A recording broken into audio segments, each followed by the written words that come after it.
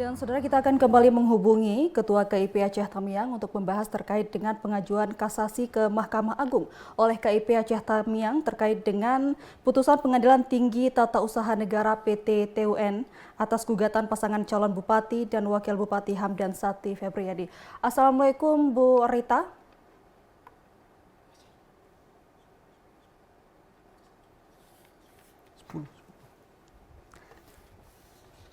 Ya, Assalamualaikum Bu Rita.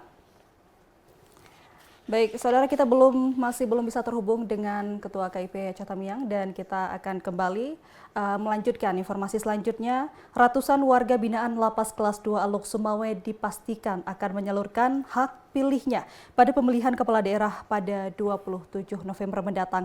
Pihak penyelenggara akan menyediakan satu tempat pemungutan suara atau TPS khusus di lokasi tersebut. Berikut informasi selengkapnya.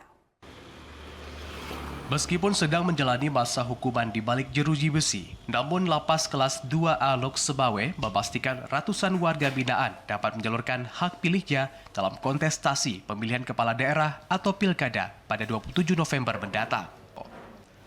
Kepala Lapas Kelas 2A Lok Sumawe Untung Cahyo Sidarto menyebutkan pihaknya bekerja sama dengan KIP kota setempat mempersiapkan satu tempat pemungutan suara atau TPS khusus di dalam lapas.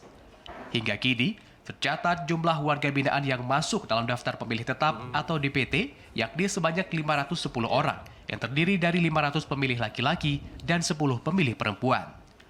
Dari jumlah tersebut, hanya sebanyak 282 warga binaan yang dapat menyalurkan hak suara untuk pemilihan gubernur dan wakil gubernur Aceh serta wali kota dan wakil wali kota Lok Sumawe.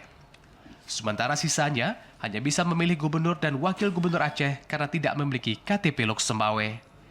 Saat hari pemungutan nantinya, pihaknya akan melibatkan sebanyak 7 petugas kelompok penyelenggara pemungutan suara atau KPPS dari pihak lapas, serta dikawal ketat oleh petugas kepolisian dan TNI Kodim 0103 Aceh Utara. Pada tahun 2024 ini, DPT yang sudah kami peroleh untuk warga binaan sebanyak 510 orang, ya, 510 orang untuk pemilihan gubernur Nangro Aceh Darussalam tahun 2024 terdiri dari pria 500, perempuan 10. Kemudian untuk pemilihan wali kota Lok Sumawe DPT sebanyak 282, ya. Kemudian wanitanya 7 orang. Tetap dalam menjelang pilkada nanti kami tetap berkoordinasi dengan KIP, ya, terutama juga dalam hal sosialisasi tentang bagaimana cara pemilihan, cara mencoblos, cara memilih calon gubernur maupun calon wali kota.